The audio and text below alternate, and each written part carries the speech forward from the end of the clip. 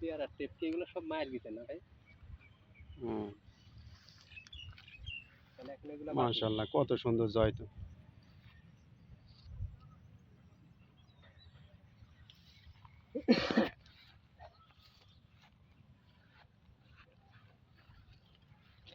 এটা খাইছি কে রে? এই পাকিছে না, এই নষ্ট হয়ে গেছে। পাকলে খায় না কিভাবে খায়? হ্যাঁ এরকম ইয়া এরকম কালার পাকলে হয়। এরকম কালার হয়।